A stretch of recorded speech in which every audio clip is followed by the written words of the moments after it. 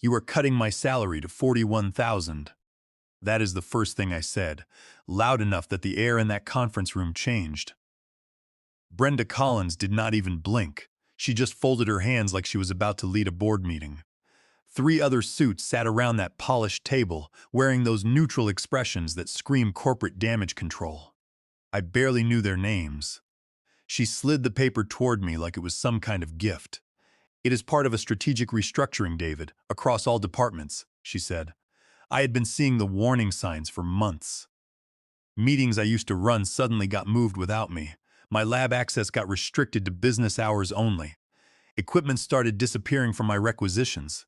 Budget approvals that used to take 2 days were suddenly stuck in review for weeks. Then came the blame game.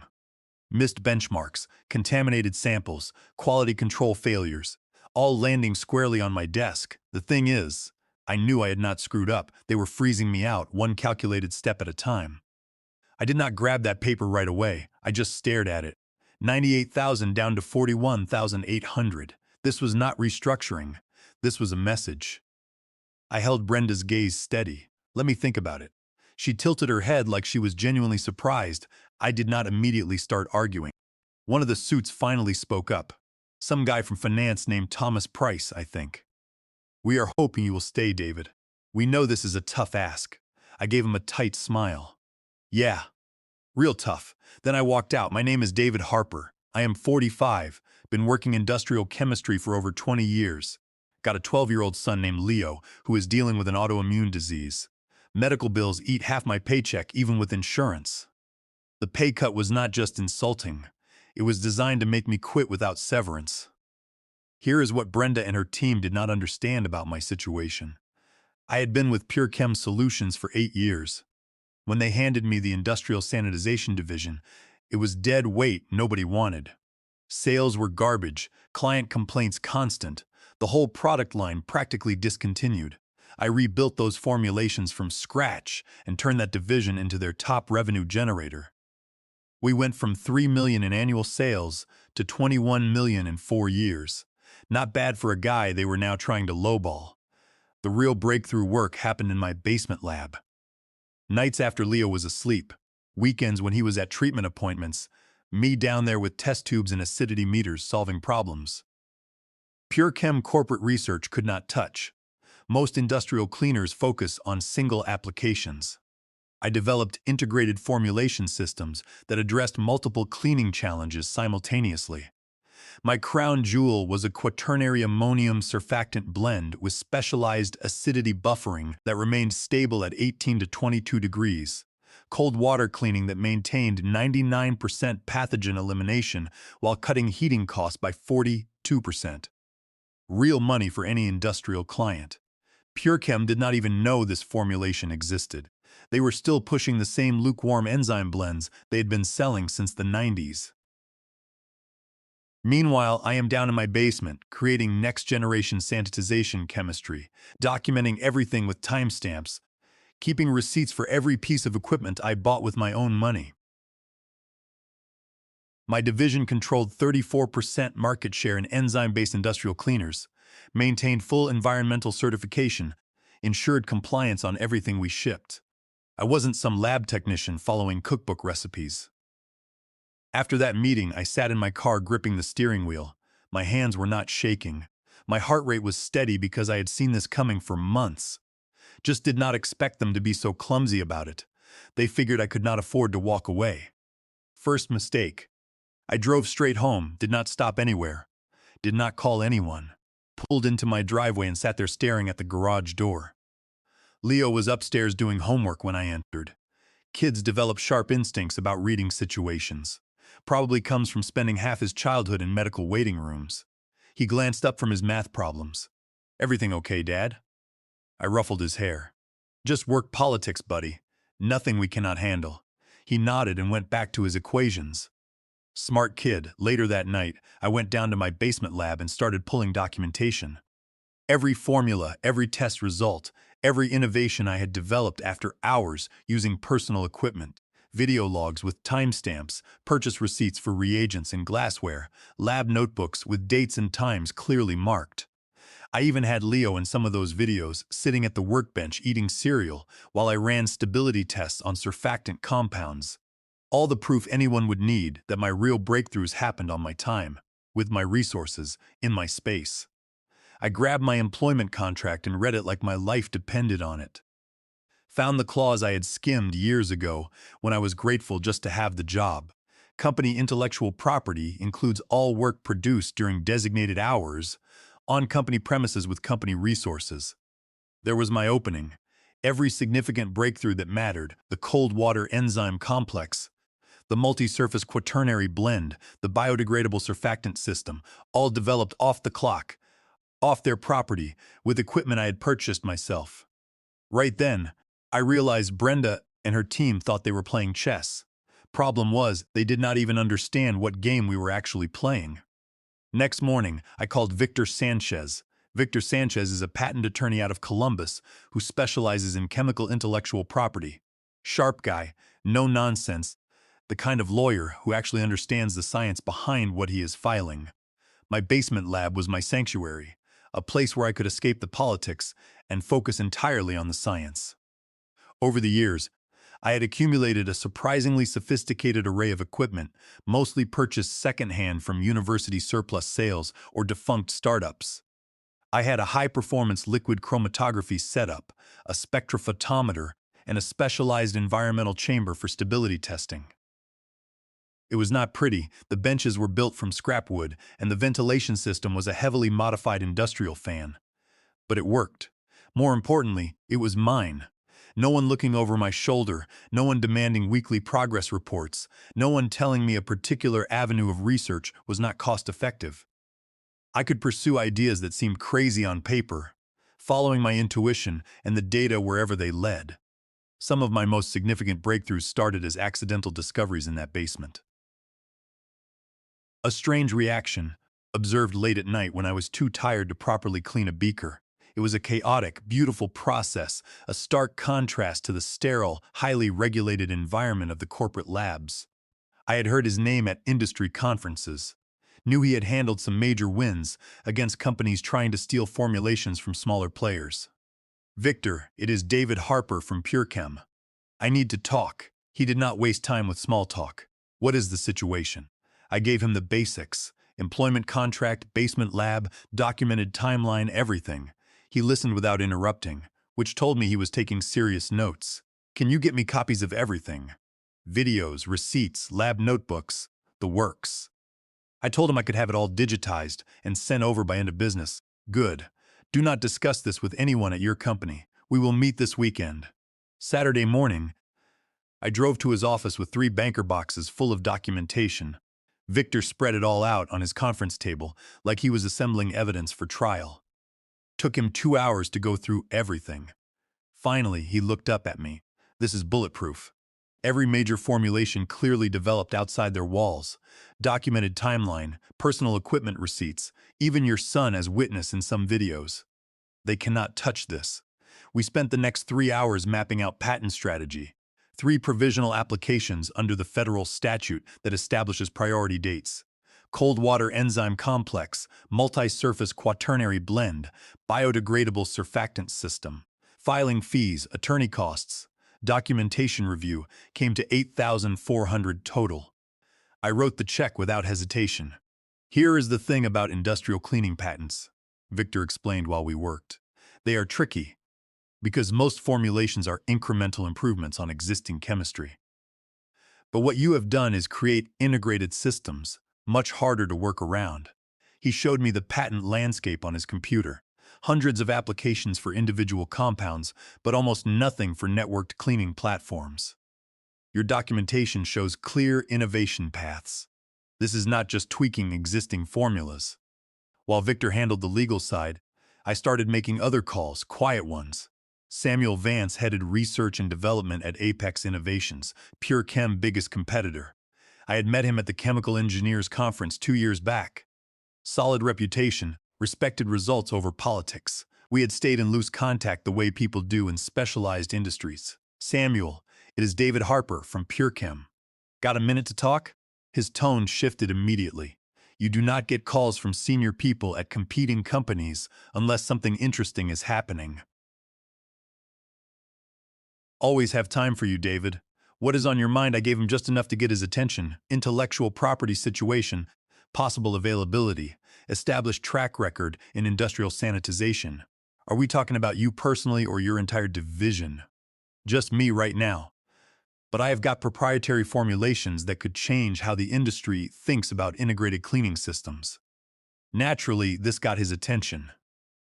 We set up a video call for the following week. I made it clear this had to stay confidential until certain legal matters were resolved. Samuel has been around long enough to read between those lines.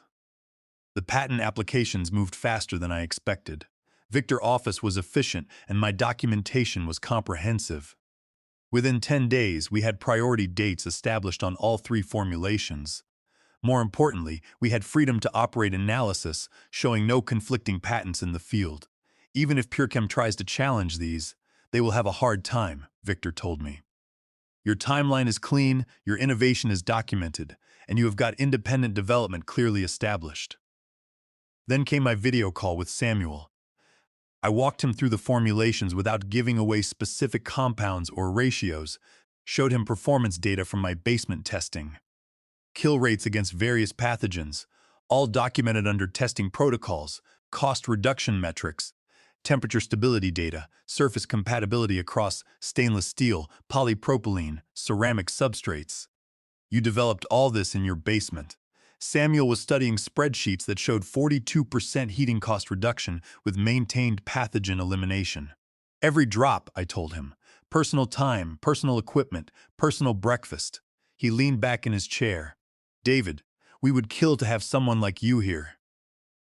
I am not just talking about a position. We need a senior director who can think beyond individual products. The offer came 2 days later. Senior Director of Chemical Innovation, $165,000 base salary, 12% annual bonus, full research budget authority. But here is the key part. I kept the patents. Apex Innovations would get exclusive licensing, but ownership stayed with me. That is unusual, Samuel admitted during our negotiation call. But your track record speaks for itself. We want the innovation, not just the formulations. Meanwhile, I spent those days playing it careful at PureChem. Showed up on time, attended meetings, acted like someone who might actually consider taking their insulting pay cut. Brenda kept checking in, probably expecting me to cave under financial pressure.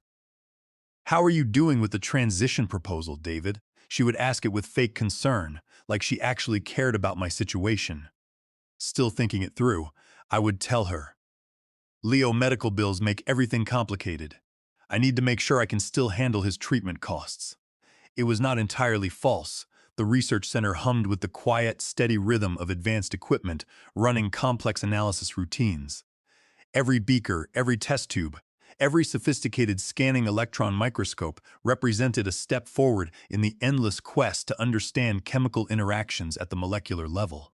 For decades, the industry had relied on standard formulas, neglecting the subtle variations in environmental factors that could drastically alter efficiency. It was a failure of imagination, a comfortable settling into the known rather than pushing boundaries. The air always carried that faint, sterile scent of ozone and purified solvents, a smell that meant progress and potential. True innovation rarely happened in brightly lit corporate boardrooms. It happened in the quiet hours when the rest of the world slept, when the only company was the soft glow of monitors and the scratch of a pen against a notebook. This was the reality of the work, a meticulous and sometimes exhausting dedication to the scientific method. You had to be willing to fail 100 times to find the one combination that clicked, that sudden realization that you had unlocked something entirely new. But what Brenda did not know was that Apex Executive Health Plan would cover everything. Plus, I would be making almost twice my original PureChem salary. Leo started asking questions around this time. Kid is observant. Dad, why are you working late in the basement again? I thought you only did that when you were figuring out new stuff. I was actually cleaning out my lab, documenting final test results, preparing samples for transition. Just wrapping up some projects, buddy. Making sure everything is properly recorded. He nodded, but I could tell he sensed something bigger was happening. The cleaning process took 3 nights. 20 years of accumulated research, development notes, prototype formulations, all of it carefully cataloged and backed up. I kept detailed inventories of what belonged to PureChem versus what I developed independently. The distinction was crystal clear, but I wanted documentation that could survive any legal challenge. By the end of that week, everything was ready. Patent applications filed and approved, new job offers signed, transition timeline mapped out, legal strategy confirmed with Victor. Brenda and her team assumed they were pressuring me into accepting their lowball offer. What they did not realize was that I had already moved 3 steps ahead of their entire game plan. Time to show them exactly how wrong they had been about having me cornered. Walking back into PureChem headquarters exactly 1 week later felt different. Same lobby, same security desk, same elevator music. But this time I was not the guy getting cornered in conference rooms. This time I had a manila envelope under my arm and leverage they could not imagine. Brenda assistant saw me coming and stood up like she was going to intercept me. "I have got a meeting," I told her without slowing down. "But she is not expecting you," she stammered. I pushed the boardroom door open. 7 people inside. Brenda. 2 guys from legal, including Jessica Ford, who handled intellectual property matters, Thomas Price from operations, and 3 executives I did not recognize. Did not matter. I walked straight to the head of that table and dropped my envelope right in front of Brenda, like I was serving a subpoena. "Licensing proposal," I said. $4,200 per month total. Exclusive terms, immediate implementation. Brenda did not touch the envelope, just sat back and crossed her arms. "You do not own anything, David. Everything you developed falls under company intellectual property." I opened that envelope, pulled out the patent documents, and spread them across the table like I was dealing cards in Vegas. "Actually, I do own them. Filed, approved, documented. 3 provisional patents covering every major formulation your industrial sanitization division depends on." Jessica Ford leaned forward and grabbed one of the sheets. Started reading the technical specifications: cold water enzyme complex with quaternary ammonium stabilizers, multi-surface compatibility system with acidity buffering, biodegradable surfactant blend with thermal optimization. Thomas Price tried the intimidation approach. "This is a stretch, David.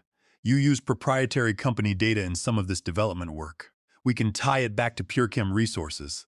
I stared him down. "You can try, but if you push this fight, discovery is going to get messy for you. Pretty sure your email servers still have Brenda messages about quietly phasing me out before 3rd quarter earnings. That is just the beginning of what we will find." Brenda expression tightened, but she kept quiet. I was not finished.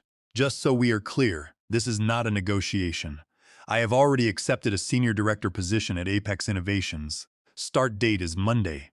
These licensing terms are exclusive to PureChem. You have got until Friday to sign the agreements. After that, they expire and Apex gets full market access." The room went dead quiet. One of the unknown executives picked up the cold water enzyme documentation. Started reading performance specifications. "If this formulation works as claimed, we are going to lose half our profit margin without it." The numbers were right there in black and white. 42% reduction in heating costs, pathogen elimination, stable performance across temperature ranges from 15 to 35 degrees. Jessica Ford spoke up. "What exactly are the licensing terms?" I had those memorized: 6% royalty on net sales for each formulation, 75,000 minimum quarterly guarantee regardless of volume. Multi-surface system is 1,850 per month base fee. Cold water complex is 2,100 monthly. Biodegradable surfactant line is 1,250 monthly. Non-negotiable. Brenda finally found her voice. Her tone was low and controlled, but I could hear the anger underneath. "We made you, David. You do not walk away from everything we invested in you and hold us hostage like this." I leaned in, kept my voice steady. "No, Brenda, you underestimated me. That is different." She stood up like that was supposed to rattle me somehow. "You have got Leo to think about, his medical situation. What happens when your new job does not work out?" At that moment I smiled. Could not help it. What happens when your board finds out you let the company most valuable intellectual property walk out the door and handed your biggest competitor full market access? Nobody had an answer for that one. Thomas Price tried a different angle. Are you open to annual licensing instead of monthly payments? I shook my head. Monthly keeps you honest, keeps me in control. You want stability? Do not try to screw me next time. Jessica Ford was still reading through patent documentation. The innovation timeline is comprehensive. Personal equipment receipts, off-hours development, independent testing protocols.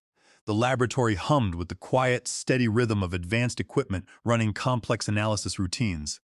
Every beaker, every test tube, every sophisticated scanning electron microscope represented a step forward in the endless quest to understand chemical interactions at the molecular level. For decades, the industry had relied on standard formulas, neglecting the subtle variations in environmental factors that could drastically alter efficiency. It was a failure of imagination, a comfortable settling into the known rather than pushing boundaries. The air always carried that faint, sterile scent of ozone and purified solvents, a smell that meant progress and potential. True innovation rarely happened in brightly lit corporate boardrooms. It happened in the quiet hours when the rest of the world slept, when the only company was the soft glow of monitors and the scratch of a pen against a notebook. This was the reality of the work, a meticulous and sometimes exhausting dedication to the scientific method. You had to be willing to fail 100 times to find the one combination that clicked, that sudden realization that you had unlocked something entirely new. This would be difficult to challenge successfully. She glanced up at Brenda. The intellectual property claims appear legitimate under current employment contract language. One of the younger executives asked about implementation timelines. How quickly could we transition to licensed usage? I told them integration would be immediate. The formulations were already in their production systems. They just did not realize I owned the recipes. Your current inventory uses my patents. Every gallon you have shipped in the past 18 months incorporates my intellectual property. Suddenly, the real panic began. Thomas Price started calculating potential liability exposure, retroactive licensing fees, patent infringement damages, legal costs if this went to court. How far back does the patent protection extend? Victor had prepared me for this question. Priority dates go back 24 months from filing, covers your entire current product line and most of last year's inventory. Brenda tried one more approach. David, we can work something out. Maybe we were too aggressive with the restructuring proposal. We could revise the salary adjustment, find some middle ground. I packed up my patent documents, slid them back into the envelope. Middle ground was $98,000 a year. For the guy who built your most profitable division, you decided that was not good enough. Now you get to live with the consequences. I walked to the door, turned back one final time. For what it is worth, Brenda, this could have been avoided. All you had to do was treat people fairly. I left them sitting there with licensing agreements and calculators, trying to figure out how much my revenge was going to cost their quarterly earnings. Did not even make it to Friday. They called Wednesday afternoon. Jessica Ford on the phone trying to sound professional while basically surrendering. We are prepared to execute the licensing agreements as proposed. When can we schedule signing? I told her Thursday morning, 10 o'clock. Bring corporate checks for the first quarterly minimum guarantee. Done deal. By Thursday evening, I had signed contracts and $75,000 in guaranteed licensing revenue. Brenda was conspicuously absent from the signing meeting. Word around the office was she had been called into emergency sessions with senior management. Turns out losing your division core intellectual property does not look good on performance reviews. Friday was my last day at PureChem. Cleaned out my office, said goodbye to the few colleagues who were not part of Brenda Inner's circle. Jason Miller, one of the junior chemists I had been pulled me aside. This place will not be the same without you. Think there might be room at Apex Innovations for someone who knows reaction kinetics better than cookbook chemistry. I smiled and handed him Samuel Vance's business card. Tell him I recommended you. Just do not mention it to anyone here until you have got an offer letter. Monday morning, I walked into Apex Innovations with a briefcase, a clear conscience, and the satisfaction of knowing I had outplayed people who thought they were smarter than me. Sometimes the quietest moves make the loudest impact. Time to build something better than what I had left behind. Walking into Apex Innovations on my first day felt like stepping into a different universe. Real lab equipment, proper ventilation systems, budget approvals that did not require 3 signatures and a blood sample. My nameplate was already on the door, Senior Director of Chemical Innovation. Not the kind of title they give you when they are planning to phase you out. Samuel Vance introduced me to the team during the morning meeting. 15 engineers, all sharp, no dead weight. David is going to be leading our integrated systems development, he told them. He has got patent ownership on formulations that are going to change how this industry thinks about cleaning chemistry. I could see the respect in their faces. These people cared about results, not politics. The first project was obvious. Take my individual patents and build them into something bigger. Not just better chemicals, but a complete platform that would make traditional cleaning systems look like stone tools. I called it the Apex Integrated Cleaning Platform. Smart sensors that monitored contamination levels in real time, automated dosing systems that adjusted chemical ratios based on temperature, surface type, and soil load. Temperature-responsive formulations that optimized performance while minimizing waste. We ran pilot tests at 3 facilities. The results exceeded my projections. Cleaning time reduced by 38%, water usage down by 45%, energy costs dropped by 51% because we were not heating water unnecessarily. Labor costs decreased because the system practically ran itself once you programmed the parameters. The facility director called me personally. David, this system is remarkable. We will never go back to manual dosing. Industrial foods cut their sanitation downtime from 4 hours to 90 minutes. When you are processing perishable goods, that is pure profit. Midwest Packaging saved $180,000 in their first year with a 14-month payback period on the system installation. Around this time, Leo started commenting on changes at home. I was not working nights in the basement anymore, was not stressed about budget approvals or political games. "Dad, you seem different," he said one evening while we were making dinner. "Kid is observant." "Different how?" I asked. "Like that camping trip when you fell asleep looking at the stars." "Relaxed, I guess." I had not thought about it that way, but he was right. For the first time in years, I enjoyed my work instead of fighting through it. 6 months into the Apex job, my licensing income from PureChem was running about $10,000 per month. Combined with my salary and bonuses, I was pulling over $300,000 annually. Industrial sanitization might not seem glamorous to the outside observer, but the science behind it is incredibly complex. You are dealing with highly resistant pathogens, harsh environments, and stringent regulatory requirements. Developing a formulation that can effectively eliminate bacteria while remaining safe for the workers and the environment is a delicate balancing act.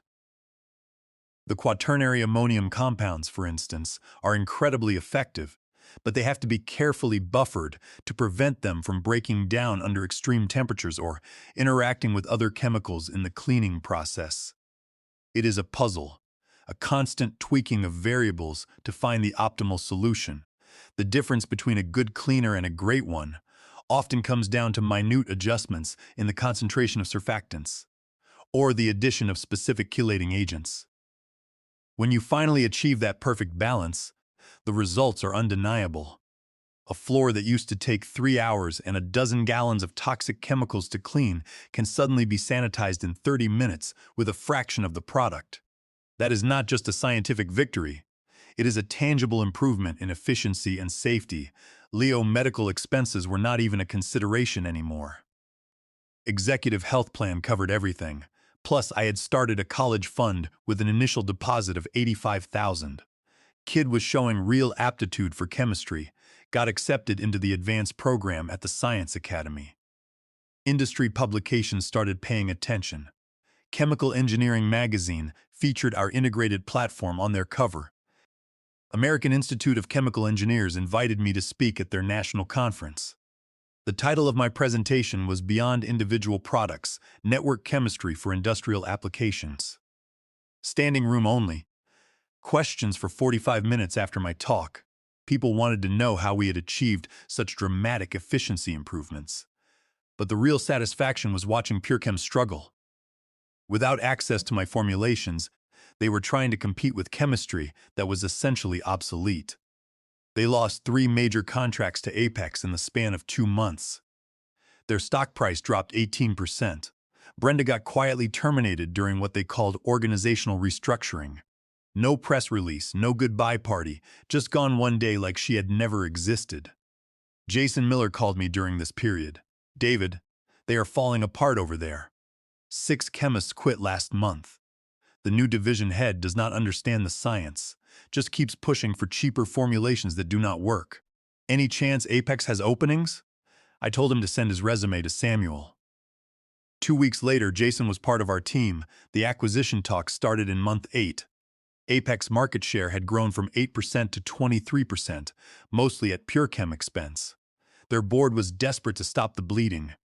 Samuel came to my office with preliminary numbers. "They want to sell," he said. 52 million cash plus 15 million earnout over 24 months. What do you think? I told him PureChem was worth maybe half that a year ago, but their distressed situation made it a buyer market. The due diligence process took 6 weeks. PureChem books were messier than I expected.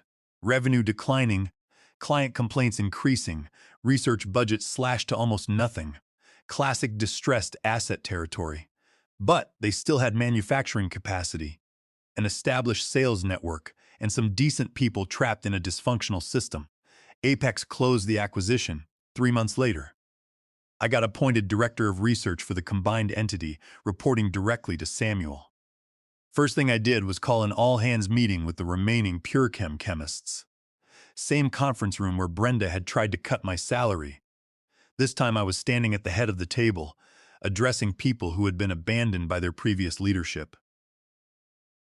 "We are not doing things the old way anymore," I told them. "If you are here to collect a paycheck and hide behind bureaucracy, this is not going to work. If you want to build something better, you will get every resource I can provide. But we are done with the politics and blame games." Some people looked uncomfortable. Others sat up straighter. The ones who stayed turned out to be exactly the team we needed. Leo visited the new facility a few weeks later, brought along Ranger, the rescue dog we had adopted when his health stabilized. Kid walked around the labs, asked intelligent questions about equipment and procedures. "Dad, you are really the boss of all this now?" I nodded, something similar. He scratched Ranger behind the ears. "Cool. Think we can get him a friend?" I laughed. "Let us see how he handles this place first." The integration took about 6 months, but the results spoke for themselves. Combined revenue up 43% year over year. Employee retention improved from 67% to 91%. We filed 12 new patents in the first year, created an innovation pipeline that actually served customers instead of just generating paperwork. Looking back, Brenda's salary cut was the best thing that could have happened to me. She thought she was delivering a punishment. Actually, she was handing me the motivation to build something better than anything I could have created, while staying comfortable. Sometimes you need someone to try to break you before you realize how strong you actually are. The quarterly licensing checks still arrive from the old PureChem formulations, about $40,000 every 3 months, plus my director's salary, plus bonuses tied to company performance. Leo is thriving, symptoms under control, grades excellent, already talking about chemical engineering programs for college. Kid has got real talent, not just book smarts, but the ability to see connections between concepts. I keep that original salary reduction letter in my desk drawer. Not because I am angry about it anymore, but because it reminds me that sometimes the biggest opportunities come disguised as the worst possible news. Brenda and her team thought they were playing hardball with a guy who had no options. Turns out they were just showing me exactly how much better things could be somewhere else. The chemistry industry is not that big. Word gets around when someone makes moves like this. Other companies have reached out. Headhunters call regularly. Industry conferences treat me like someone worth knowing, but I am not looking to move again. We are building something here that is going to last, and Leo has got the stability he has never had before. Sometimes the best revenge is not getting even, it is getting ahead, Corporate bureaucracy, with its endless forms and pointless meetings, was the natural enemy of true scientific progress. Managers who had not touched a beaker in 20 years made decisions based on spreadsheets, completely ignoring the fundamental realities of chemical kinetics and thermodynamics. They spoke in buzzwords, synergy, optimization, strategic alignment, while the actual work languished. It was a frustrating environment for anyone who actually cared about creating something meaningful. The focus was always on the next quarter, never on the next decade. Real research required patience, something entirely lacking in the modern corporate landscape. They wanted instant results, magical solutions conjured out of thin air without the necessary investment in time and resources. It was a system designed to punish risk-takers and reward those who played it safe, a culture that suffocated innovation under a mountain of administrative red tape. I had learned early on to insulate my team as much as possible from this toxic environment, creating a small bubble where science could actually happen. But the pressure was always there, a constant background noise of demands and impossible deadlines.